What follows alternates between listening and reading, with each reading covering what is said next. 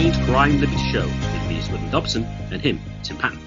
Today we discuss, is voting a waste of time? Yes. Thank you, and good night. On second thoughts, Tim, any comments before we wrap it up? Upon that joke, I think there's some truth to that joke. It'd probably entirely be a waste of time. But I think a sort of further discussion of it is, considering the fact that I think you vote, at least sometimes, at least at some places for some elections. I first start with a waste of time in general. I'll start with a quote by Chesterton. As a politician, he will cry out that war is a waste of life, and then as a philosopher, that all of life is a waste of time.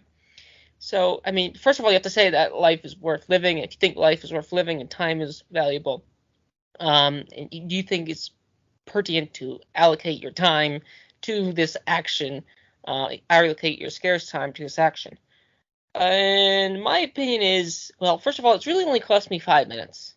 As far as getting to the polling place, it only really cost me 25-minute walk or a 2-minute drive. Again, most paleos, trads, libs, environmentalists, etc. don't have any problem with taking walks. I'd listen to a podcast, music, or nothing, think about things. It's a nice walk. I'd take the walk anyway, or I could drive, stick it to the greens. It's fun taking short drives, stick it to the greens. I like driving. So, I mean, there are that sort of idea, well, you might get into a car accident driving to vote. Is that worth it?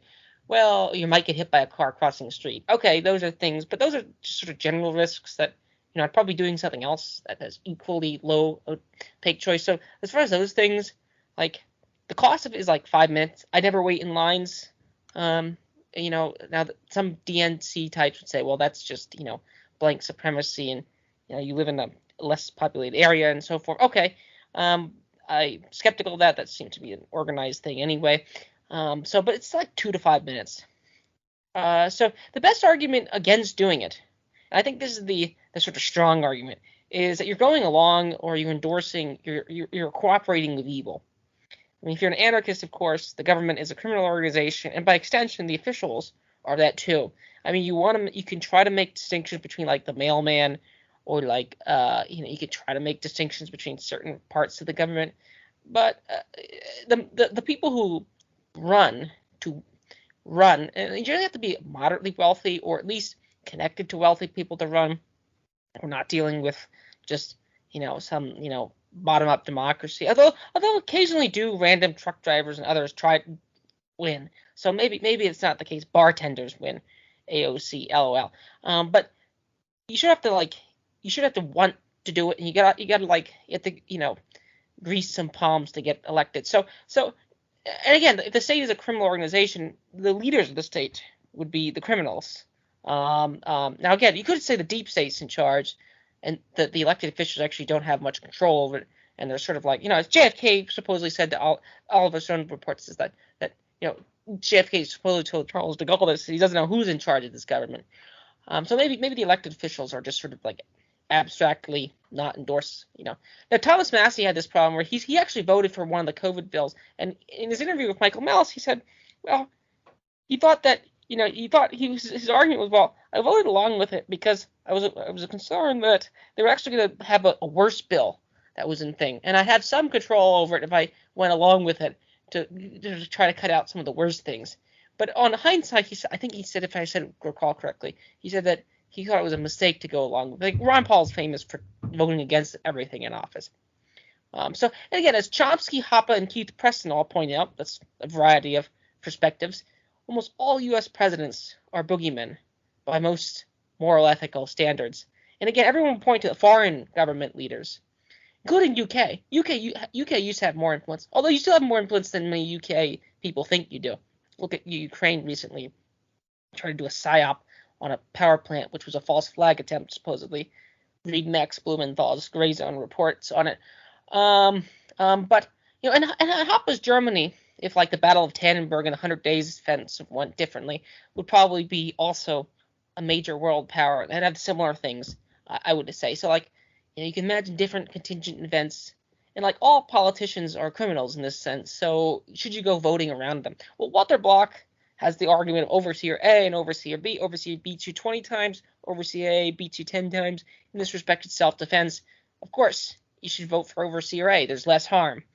The trouble is, with Walter Block's example is usually it's more like, well, overseas will beat me 2 less times, but he'll beat my neighbor 4 more times, and he might beat foreigners 10 more times. Like, so really the calculus, especially for the United States, and to a lesser extent Britain, France, Germany, Japan, but especially the United States here, is like because of the foreign, the military presence. Although people like Christopher Hitchens and a lot of, Elizabeth Warren type liberals, they like the empire just as much as the so-called neocons do. If anything, they like it more. So there's a foreign element to it. Like, so you're not merely, you might have a policy that's actually nicer domestically, but meaner abroad and so forth, so to speak. So I can just see Walter Block's argument, but I also can see it not. And it seems that you really, you might be able to justify voting, but do you want to? Like, I'm very sympathetic to like the Anabaptist position, which you just don't vote. Voting is a kind of cooperation with an evil. This sort of comes from more tyrannical, historical, thicker states in a sense. Like, I mean, like, again, the modern state is large, and by extension, it's probably tyrannical. But it's not like the Roman state in that respect, where it's obviously, although it might trend in that direction anyway. But there is a sort of difference between modern imperialism and historical imperialism, like that the early church and then the Anabaptists dealing with various Lutheran and Catholic regimes did. So I'm very sympathetic to the idea of not voting. I'm very sympathetic. And there's a few other points. I'm well aware there's mathematical arguments to say it's pointless. I do live in a swing state.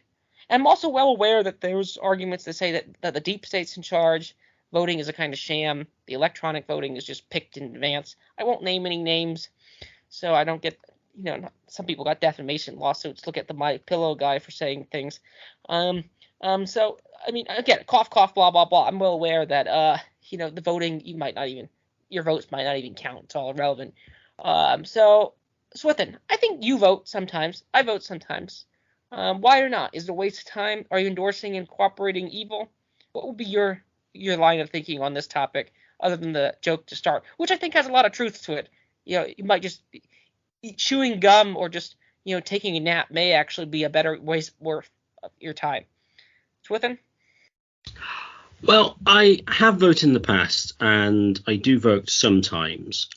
I do generally think that Walter Block's position of, if you could choose a concentration camp guard, would you choose the one that harmed you less? Well, yes.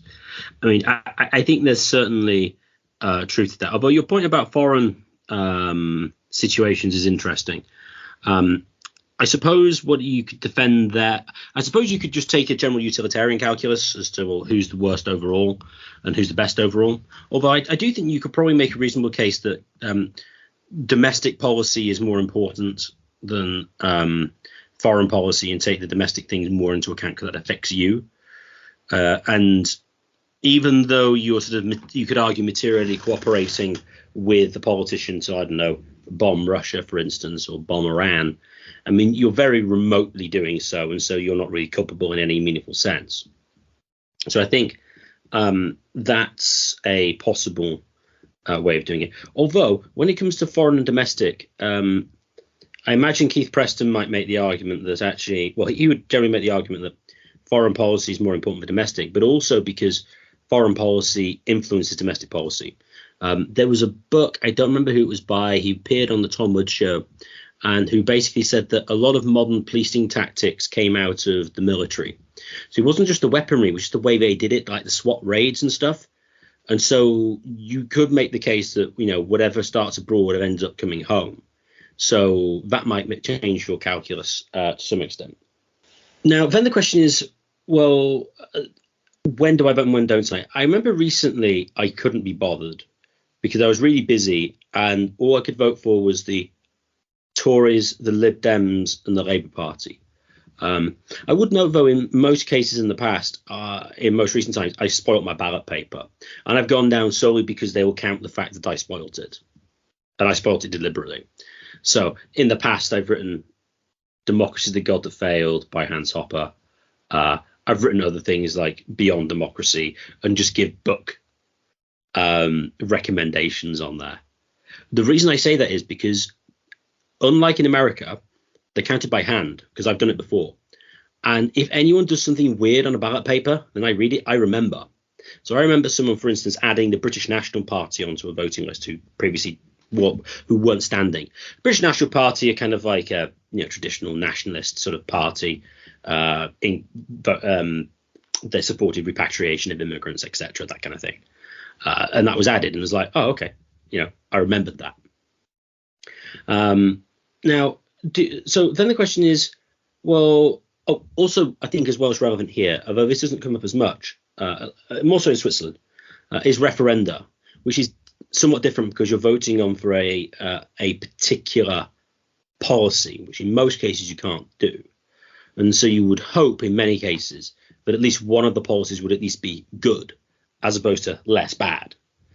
So I think if you had some sort of moral consideration about voting as such, a referendum would be a little different. So, for instance, I do know some people who voted in the EU referendum who previously just don't vote in party politics. They thought, well, this actually might make some difference because it was actually a specific policy rather than an individual who could just change their mind.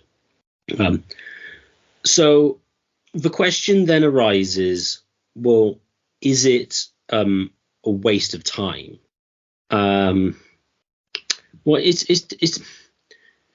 difficult to say. It clearly, it's more worthwhile doing when there are fewer people voting because you have proportionally more influence, and so that might be better. So this is sort of like Pete Quinones, etc. Vote on your local school board, vote in your local elections, so that, well, Quinones' argument, so you can take them over.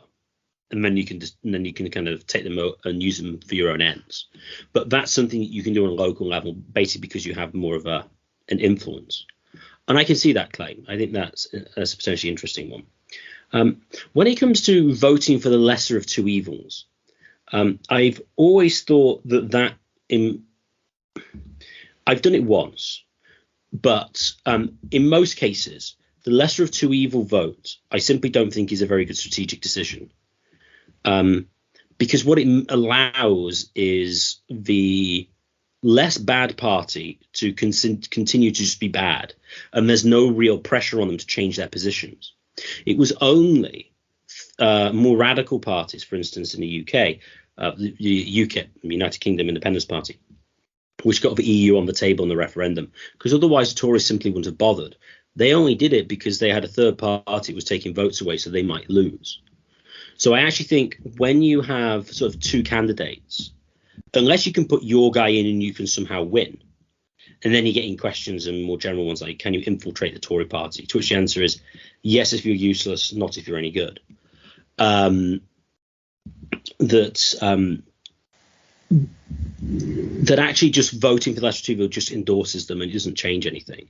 So actually voting for a third party. So in a way, in America, the Libertarian Party, although isn't great, although another party could potentially be a useful thing, because if it ended up meaning that a certain party lost, typically the Republicans, then it might actually change their position because you'll get the Libertarian Party voters to vote for them eventually.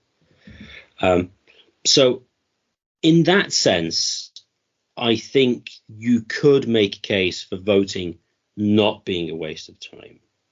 Tim, what do you think? Is it a waste of time based on that? Do you think you can make a difference?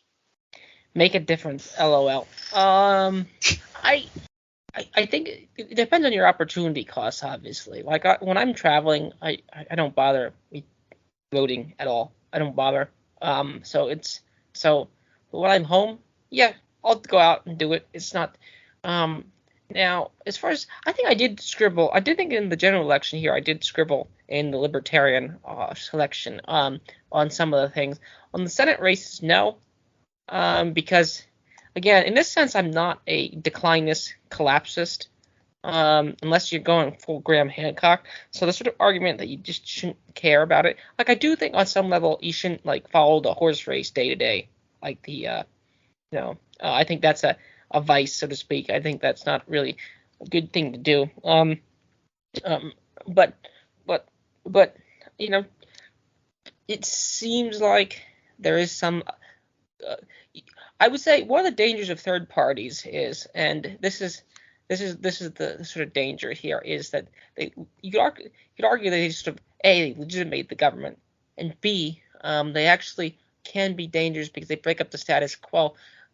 They might have caused World War One, because Teddy Roosevelt started a third party in the early 1900s called the Bull Moose Party, which and then in the 1914 election, Woodrow Wilson won, and I think one of the reasons he won his first term was because he took a lot of votes away from the other Republican candidate. So he sort of effectively split it, and he allowed the progressive Democrats to take charge, and then that's how you got you started getting Federal Reserve and things like that. So there is a danger to third parties, and again, a lot of third party advocates sort of are aloof to this danger, but there's a sort of duopoly that exists in the United States between two parties, which again you could argue the Republicans are on the back shoe of this thing. Yeah, I totally agree on that to a large extent. Although in the early 2000s you could argue that they're the ones who prosecuted the Iraq War very much gun-holy in the Patriot Act and so forth. So, but there is a sort of balance of parity there, and it's no surprise. Speaking of voting systems, you get the annoying people who say, "Well, we need ranked choice or we need more proportional." Here in the United States, and for that matter in Britain, and this goes back to our McIntyre, Nick Land, Mark Fisher episode we did, is the United States has basically steered away from communists and fascists with capital C's and capital F's. And that's because the system is basically ends up designing it has to have two parties are basically in control. And see, this is a benefit for those who don't want the other team to win, but you're stuck with this other crappy fake team. So there's features and cons to everything with respect to the existing state. Again, I'm an anarchist in the philosophical sense. So I to me the Walter Block concentration camp guard example basically justifies me voting for the lesser of two evil. But I do think one of the troubles is you do identify with the candidate. I think that's one of the dangers, and I think this is the beauty of the Amish position, where whether the Amish actually outwardly know the strength of their position is a good question, but by identifying not with the state government, but by identifying with some other organization, or identifying with the Christian church, or identifying with a certain movement, you have different sets of allegiances, and I think that's a feature which so maybe having let's say random Republican senators in Georgia and Pennsylvania and Colorado winning, so they can't pack the Supreme Courts, so vaccine mandates don't go down. In this sense, I think the accelerations are just wrong. I think there are key victories. Again, I think there are key controlling victories that are won from time to time. Now, whether they're won by the voters or whether they're won by other types of elites, probably other types of elites. But in our system, you still need the appearance of voters out there. So yeah, again, mathematical small thing. I agree. It's mathematically small. But as far as third parties, I think there's an opportunity and there's a danger to them. And I think the danger is they may upset it in a way you don't want to upset it. And again, I am very suspicious of the Libertarian Party. I mean, on some level, I view the Libertarian Party as a contradiction in terms, considering that libertarianism has a strong anarchist streak within it. So that'd be my point too. Interestingly enough, I don't think the Green Party is as contradictory. They seem to have a set of goals. Interestingly, Chris Cutrone says that one of the reasons they disqualified the Socialist Party candidates in the 1900s in the United States was that they would run, but they would run as they would say that there was a members organization. They wouldn't represent all their constituencies. They would just represent them as their closeted, the tiny interest sect. So they're actually not really running. You need to run as Americans. You can't run as communist revolutionaries. So there's certain ways in which, there's certain ways in which the existing apparatus will preclude third parties from doing things that they want to do most times. Now, again, maybe there's exceptions. So maybe libertarian parties playing a long game with the big fat tail payoff. That's what they're playing. And that might be worthwhile voting for them. Again, I think maybe as a throwaway vote, it's worthwhile putting on it. But I'd be suspicious of like what a Gary Johnson or Jo Jorgensen would even look like in office. Like that just seems like fairly far out. So, do you have any comments on that? Like, what do you think of voting for third parties? I think the example you gave for the third party with Roosevelt, I think it was Roosevelt, is I suppose you could make the claim that, well, if you'd had the third party earlier, then this might. What I would say is the third party is not there to win. I don't think in a first past the post system, the third party doesn't win. It just doesn't happen. I mean, occasionally in the UK parliamentary system, you might get a coalition. But basically, it's two parties. It's just the way it works. The goal of the third party is to change the policies of the other parties. That's what it's there for. So with the Teddy Roosevelt's party, the Mooses, with the Federal Reserve, if they'd started that early and had like an anti-Federal Reserve position, assuming, and I don't know the history, it could well have been sprung on them, that it wasn't really discussed beforehand. A bit like, for instance, in the UK, they've now got a commitment to end the sale of new petrol and diesel cars by 2030.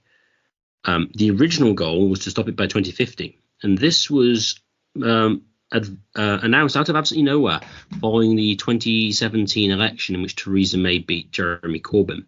It was announced by Michael Gove. This had not appeared at all in any of the manifestos or any discussed it. It's like, oh yeah, we're going to ban the sale of new petrol and diesel cars by 2050.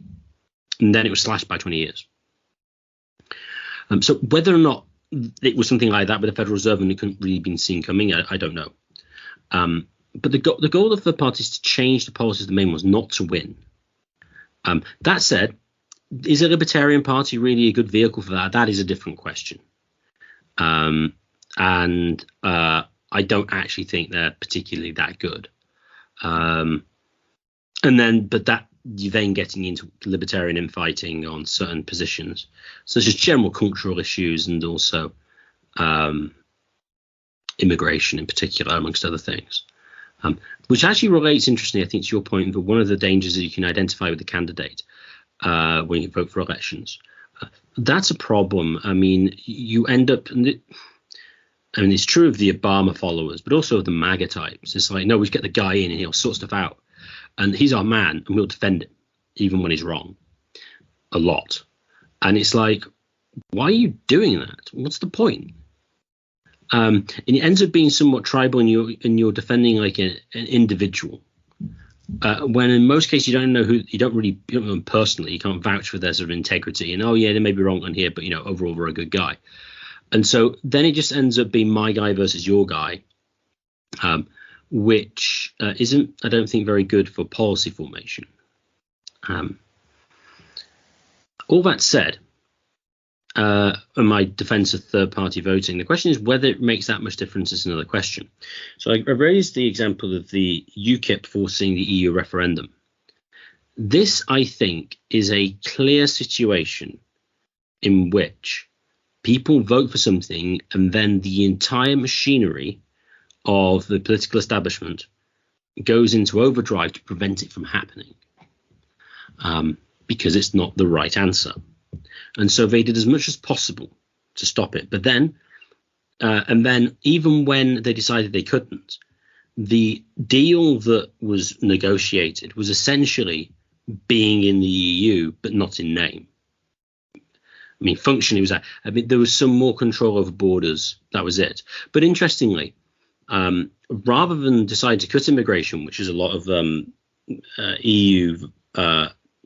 anti-EU voters thought they were sort of voting for, they basically replaced the Poles with the Indians and the Pakistanis and Bangladeshis.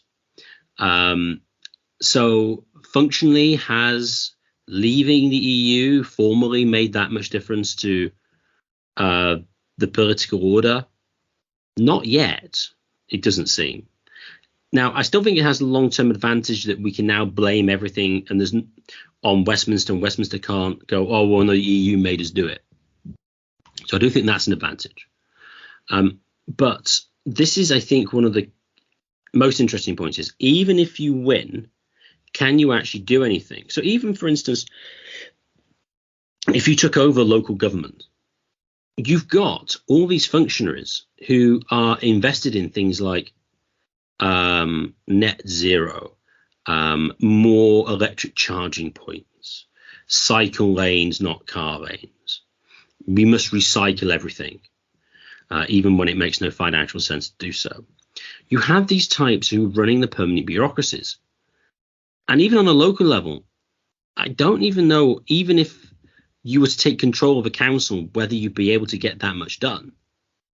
Because most of the policy, what seems to be, is determined by the permanent members who happen to be the CEO of the local council, who's the paid employee, rather than the political head. It might stop it to some extent, but I doubt that they could do that much, because what you need to do is to basically replace the permanent bureaucracy. And unless you're basically going to take outside of the parameters of the current system, I simply don't see how you can do it. And I think that, I would say, is one of the major issues with voting in general, and as you alluded to before, the deep state or the permanent bureaucracy. They're the ones who pull most of the strings, and they're much more difficult to change. But the nature of the bureaucratic state is they have to exist anyway, because it's a bureaucratic state. That said, I think you can change to some extent. It was interesting in the UK, they were trying to pass an absolutely terrible education bill, which would extend central government power over schools and also treat all home educators as if they were criminally neglectful in their education of their own children, because if they didn't sign a compulsory register, they could be in principle prisoned, I think, ultimately, if they didn't comply with school attendance orders, etc. Now, the interesting thing was once the anti-Boris brigade got into action, loads of ministers came in and then resigned quickly. So they went through about 4 education secretaries in about the space of a few weeks. I think it was 4. It was loads. The interesting thing was that the Department for Education basically said, we're not doing anything with this bill until we have an education secretary, which is interesting. This education bill was no way, there's no reasonable way it could ever been written by an education secretary, because they kept changing. It was a highly detailed document. There's no way they did it. Who wrote it? The Department for Education, the permanent bureaucracy. But what they wanted was an education secretary to be the formal head, to basically give legitimacy to their bill, because it was theirs. It wasn't the education secretaries or the Tory parties. It was the Department for Education's bill. So maybe in that way you can influence them by not giving legitimacy to the things that they want to do. But again, this is a case of stopping what is being progressive with the brake on to a large extent. It's not ultimately changing. The question, I think, really is, can you genuinely alter the direction by voting? And that I am skeptical of, at least with the current dispensation. I think retrospectively you can look back in history and identify key elections, but again, you're not really changing in this dispensation. You're not really changing the state. Like the 1860 election in the United States was clearly relevant post hoc about who would win. Same with the 1912 election. It's not every election the media will say this is the most important election of our lifetime. LOL. Looks like for the 10th time I've been alive or something like that. So it's not every election, but I do think there are certain issues. So to go against the people who just sort of drop out. But again, I'm not critical of the dropout type mentality with respect to elections. Like it could be that and I think this is entirely correct. It could be that our elections are basically no different than North Korean or Chinese elections. So like the Chinese, I think, or every organization that people, they have a giant body with a bunch of representatives there from the area, but they don't really have any much formal power. It could be that functionally the Westminster and the U.S. Congress at this point is that thing anyway. But then if that is the case, then voting is neither harmful nor beneficial. So the people who want to make argument that the voting is harmful, well, it doesn't really change. It doesn't really change anything. Because it's just the deep state in charge. It's just the permanent bureaucracy in charge. So in this respect, I don't know what else to say here with respect to this. Like, is it a waste of time? I think it depends on your opportunity cost. Like, if you're,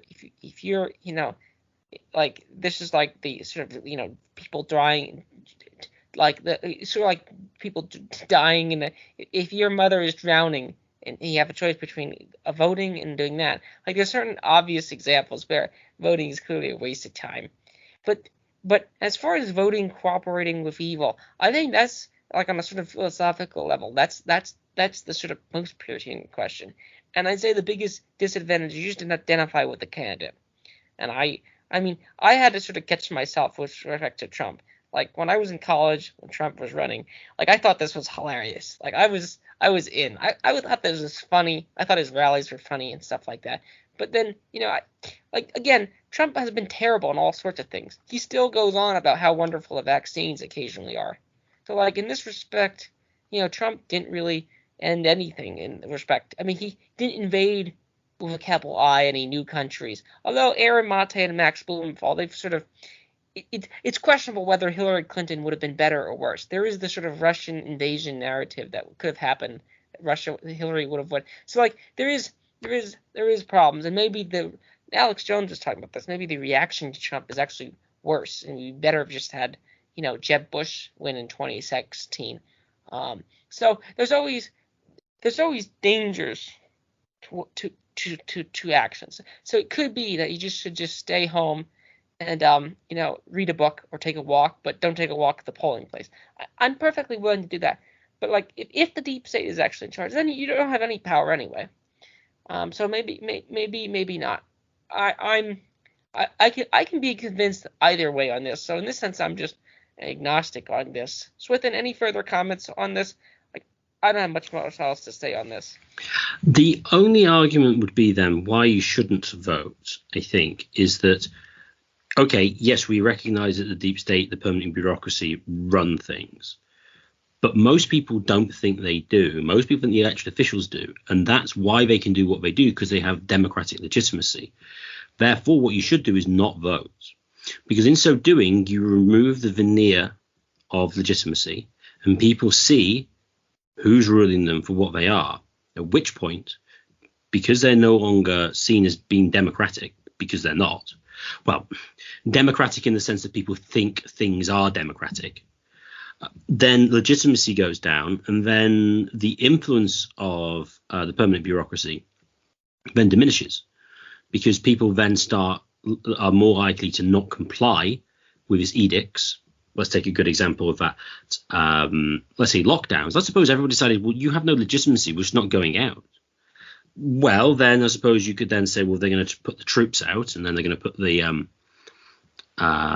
police out. And then, well, can they do that everywhere? Well, no. I mean, they might get to a situation where they just have to change policy because no one's going to abide by them anymore. And to some extent, you could argue that's what really happened with some of the lockdowns. They got to a situation where they thought, well, we can't actually do this because it's going to be too difficult to enforce. Although, I suppose then the thing is, well, if that happens, you're going to get sort of breakdown of society, and then you're going to get, failed state situation. So I suppose what you would want to do at the same time, I would say on a strategic level, would be to delegitimize the state to such an extent that you could realistically secede to some extent, so that then you could have a new order somewhere else which was separate without first getting to the stage of basically a situation of a failed state. I suppose that would be theoretically the ideal. Whether that's achievable or not is another question. But as I say, the argument against voting is if the numbers drop and the percentages drop really low, then it ceases to have legitimacy, and then stuff can change at that point. Well, I will say the mathematical uncertainty point. The fact that voting you have a low probability of actually deciding the election here. South Park had a funny episode on this.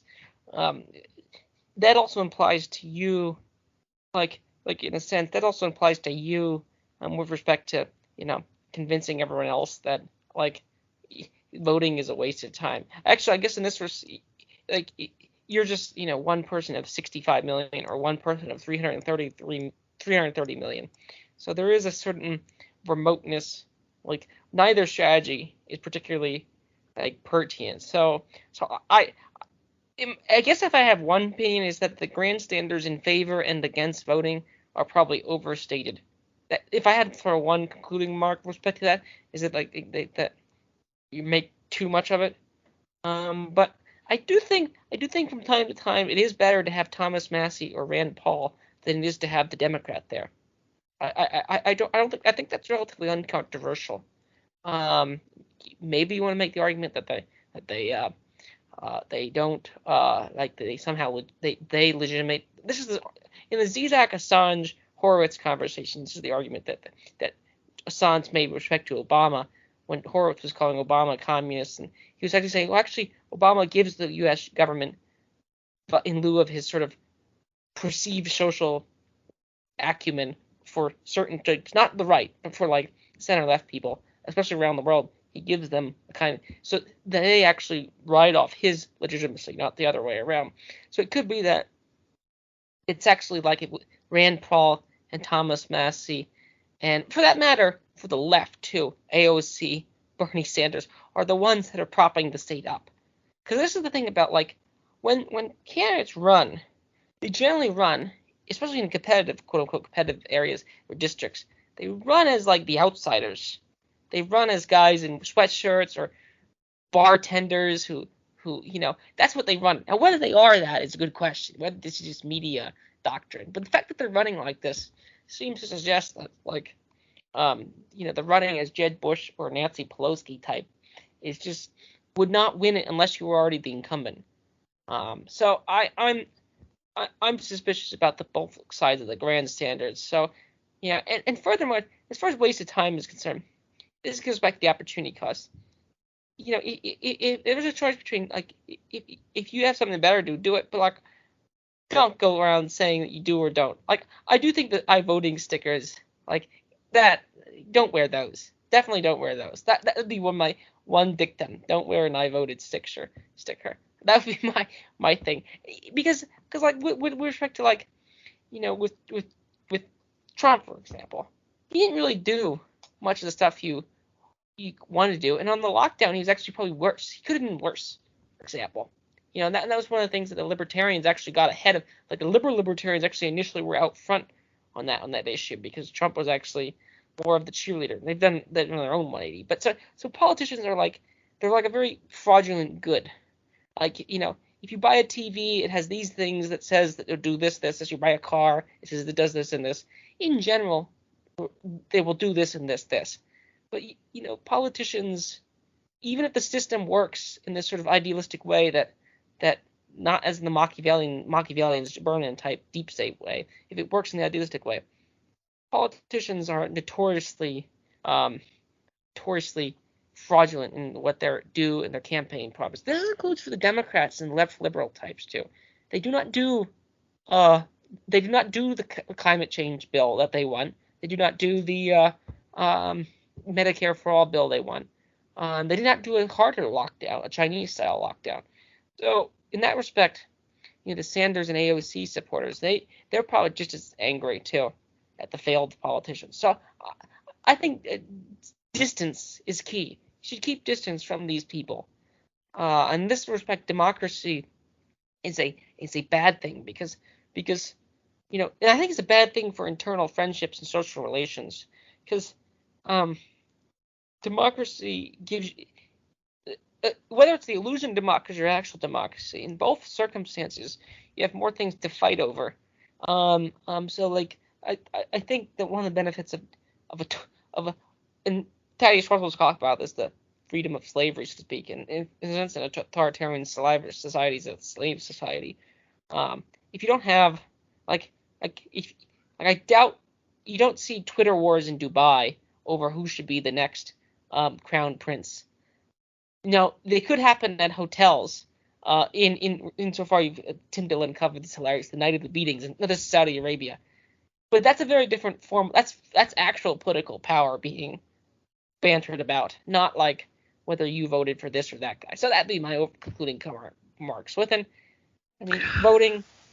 maybe not. What I would say, though, in certain respects with identification is, at least with the recent death of Queen Elizabeth II, there seems to be much more great personal devotion to a monarch than there was to any politician. You could not imagine any politician having that level of interest in their death. And if they did, they would probably be quite pleased at it rather than very upset. Although to what extent the Queen is just really another media personality is another question there. One thing I would say, though, when it comes to voting is the people who are over, what's the best way of describing, oversensitive is the type of person who will just spend ages researching the position of people and go, oh, yeah, I'm really clued up. This is the right candidate for this, and this reason. I'm like, nah, that's not going to make any difference. Or it's going to make very little difference. That actually the effort you put in to decide who to vote for was way too much. So for those sort of sensitive individuals, I think you should say no, maybe a little of a rational ignorance in certain circumstances, get a general gist, because frankly, it's not going to make much difference. In this respect, there's some vague Hayekians will make this argument, is that like voting, the primary feature of voting could be that it's just a random number generator for elected officials. So again, if you could start with premise one, anarchism, all governments and all government officials are criminals. Okay, blah, blah, blah. But since we have a government, we may as well just have them elected by random number generators. And in functionality, voting, in a sense, if it works somewhat like the proponents claim it is, it could be that voting is just rather than having a hereditary system, it's just sort of a random recycling thing, which actually gives you eventually get half decent people, or maybe not. Maybe the worst always get on top, and we should just root for monarchy. But again, it's interesting that people like the monarchy, but the monarchy is also powerless in formal sense. Whether underseas, maybe undercurrents. I interrupt again. Sorry about that sort of thing. Well, no, I mean that's a topic in and of itself. But yes, whether random number generators are better is another question. Sean Gabb suggested relatively recently that you should just get people drawn by lot, and every 6 months, and you have to stand and operate Parliament or something like that, or it's a year, and then you'd leave, and then someone else would come in. So I mean that is interesting, but. Yes, voting might be okay in certain. I think probably more justifiable in referendum that might make more difference. I mean, at least when I mentioned Brexit, at least it stopped the permanent bureaucracy from doing anything else bad. I mean, it was a nice big break for a couple of years to stop them doing anything worse, because they're all invested in trying to keep us in the EU. So in spoilage things, it's quite good. But as I said, it's putting the brake on. I'd now just like to thank everyone for listening. If you enjoyed this podcast, please share it with your friends and family, and subscribe to us on Podbean and on YouTube. The more subscribers we get, the higher we get in the search rankings, and the more people can access this material. And if you'd like to contact the show for any reason at all, please contact us at mindcrimelibetyshow@gmail.com. That's mindcrimelibetyshow@gmail.com.